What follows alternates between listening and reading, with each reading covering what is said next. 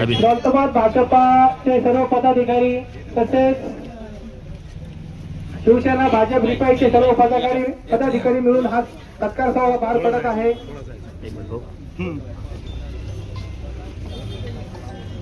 भारतीय जनता पार्टीचा भारतीय जनता पार्टी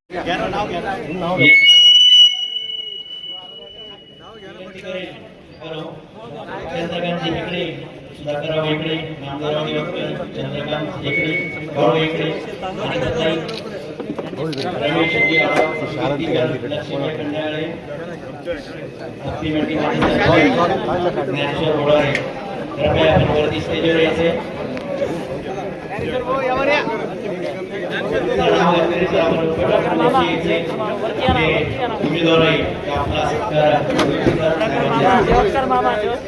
विनंती करतो की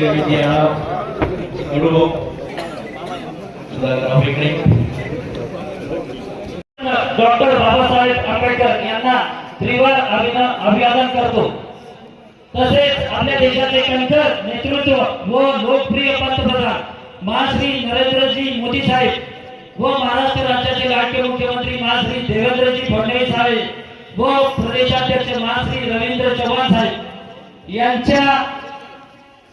यांच्या कार्यावर व यांनी केलेल्या विकासावर आपण विश्वास ठेवून आज या मंचावर उपस्थित महाराष्ट्र राज्याचे कॅबिनेट मंत्री महाश्री अतुलजी सावे साहेब तसेच महाश्री केंद्रीय मंत्री भागवतजी कराड साहेब तसेच छत्रपती संभाजीनगरचे राजूभाऊ शिंदे व समस्त मंचावर उपस्थित मान्यवर यांच्या चरणी नतमस्तक होऊन मी आज आपला जास्त वेळ घेणार नाही। फक्त दोन शब्दात मी इथे सांगतो की आपलं संत शिरोमणी सावता महाराज आरंगा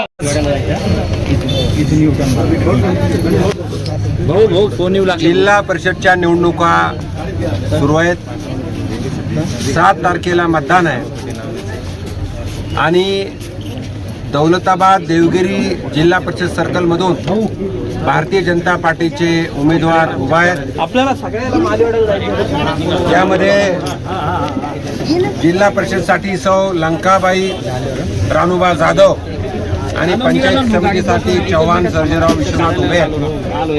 या तऱ्हेनं कार्यकर्ते आणि पदाधिकाऱ्यांनी तयारी केलेली आहे। मला खात्री आहे पूर्णपणे भारतीय जनता पार्टीचा मी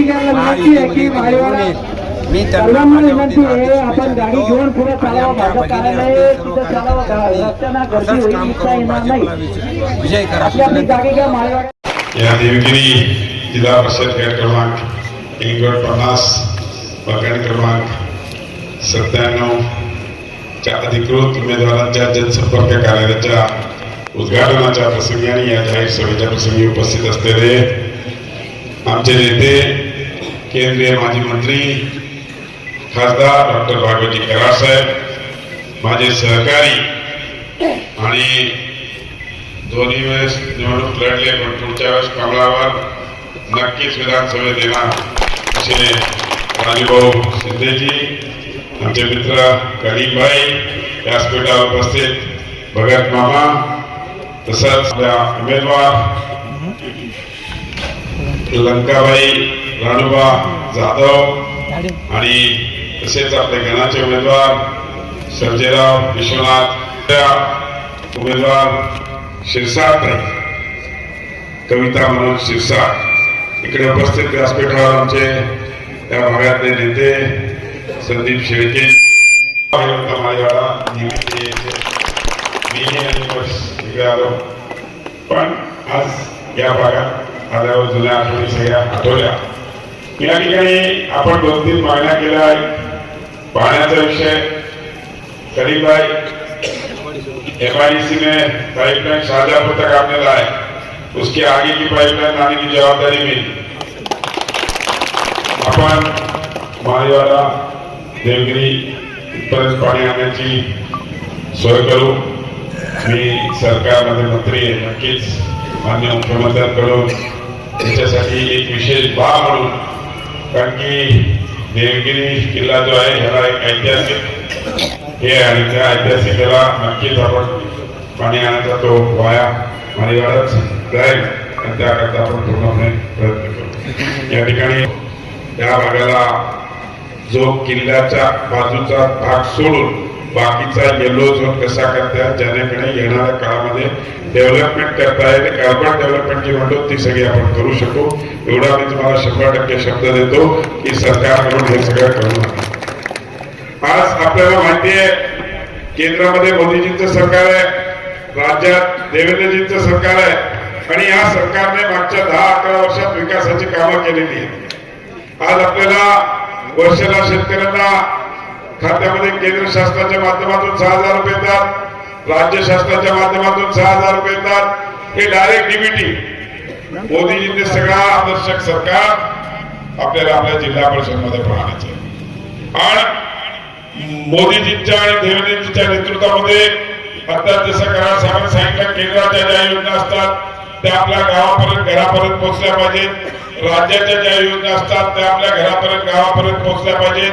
आणि हे सगळं करायचं असेल तर मला एक गोष्ट सांगा, देवेंद्रजी आपल्या देवगिरी जिल्हा परिषद गटाला पैसे कधी देतील? ज्यावेळेस त्यांना लागेल की या भागाचा विकास करणारी मंडळी म्हणजेच सर्जेराव चव्हाण साहेब, लंकाबाई जाधव साहेब ताई ह्या निवडून आले, त्यांना एक विश्वास वाटेल की या भागाचा विकास केला पाहिजे आणि तो विकास आपल्याला करायला पाहिजे. आज आपण बघितलं असेल माझंच खातं आहे, आज आम्ही मागेल त्याला सौर ऊर्जा पंप देतोय. त्या पंपाच्या माध्यमातून येणाऱ्या काळामध्ये आपल्याला वीज विकत घ्यावा लागणार नाही, सोलार पंपच्या माध्यमातून. अशा अनेक योजना केंद्र शासनाच्या राज्य शासनाच्या ग्रामीण भागाकरता आम्ही राबवतोय. आज दिव्यांगांसाठी आम्ही पूर्वी 1500 रुपये होतो, आम्ही त्यास 2,500 केलं. अशा अनेक योजना माझ्या डिपार्टमेंट असो, अनेक योजना सरकारच्या असो, आज घरगुती योजना असेल. आज 20 लाख घरं द्यायचं केंद्र शासनाने ठरवलं आणि ती योजना आज ग्रामीण भागात सगळीकडे आपण राबवतोय. अनेक लोकांना त्याचा फायदा झाला, काहींना पुढे होणार आहे. पुढचा टप्पा अजून मोदीजी पुढच्या ऑगस्ट मध्ये 20 लाख घरं अजून जाहीर करणार. या सगळे करताना प्रत्येकाला सांगण्याचा उद्देश असाच आहे की विकास आपल्याला करायचा आहे. मी जास्त वेळ याच्याकरता घेणार नाही, परत मी वारंवार येईल भेटीन. पण जो शब्द तुम्हाला दिला पाण्याचा आणि युरोझोनचा, ज्या 2 मागण्या मला त्यांनी केल्या, अजूनही मागण्या असतील तर काय सांगा. नक्कीच आज राज्य शासनाच्या मंत्रिमंडळातला मी एक ज्येष्ठ सदस्य आहे, मी आपल्याला 100% शब्द देतो की आपल्या सगळ्या ज्या काही मागण्या असतील त्या पूर्ण करायचा प्रयत्न करू. या ठिकाणी अजून 2 उद्घाटन आहेत बजारनगरमध्ये, त्याच्यामुळे जास्त वेळ घेणार नाही की गटामध्ये आणि गणामध्ये सगळीकडे कमळ हे बटन दाबून तसं छत्रपती संभाजीनगरमध्ये नागरिकांनी एक विश्वास भारतीय जनता पार्टीवर दाखवला आणि 57 नगरसेवक निवडून दिले. तसेच या जिल्हा परिषद मध्ये पण एक पारदर्शकता आणि चांगलं सरकार आणण्याकरता आपण कमळाचं बटन दाबावं आणि या जिल्हा परिषदच्या माध्यमातून या छत्रपती संभाजीनगर जिल्ह्याचा विकास करण्याकरता आपण आम्हाला आशीर्वाद द्यावा. कमळाचं बटन दाबून हीच आपल्याला विनंती करतो आणि थांबतो. धन्यवाद.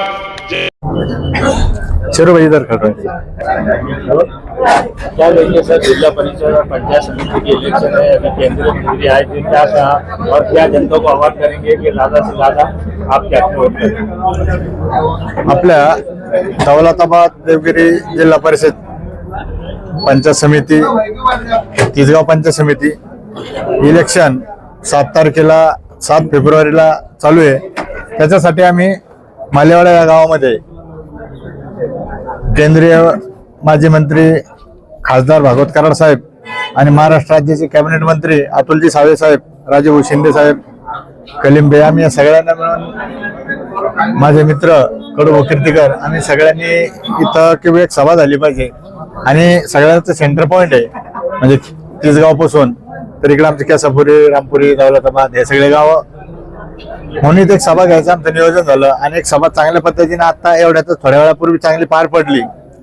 सन्माननीय दोन्ही मंत्री महोदयांनी या भागामध्ये ज्या ज्या गोष्टी विकासापासून वंचित आहे, देवगिरी दौलताबादचं पर्यटन एवढं मोठं इथं आहे, त्याला कशी चालना मिळेल इथं पिण्याच्या पाण्याचा प्रश्न आहे, तो एमआयडीसीचं पाणी आणून तो कसा सोडण्याचा प्रयत्न केला जाईल आणि अजून काही ज्या मूलभूत गरजा असतील त्या सोडण्याचा प्रयत्न करण्यासाठी आश्वासन मंत्री महोदयांनी दोघांनी दिलं. आणि मी सुद्धा मागील 2012 पासून मी किंवा माझा मित्र असेल किंवा माझेच जवळचे कोणाची इथं सत्ता जिल्हा परिषद पंचायत समितीवर कायम राहिलेली आहे.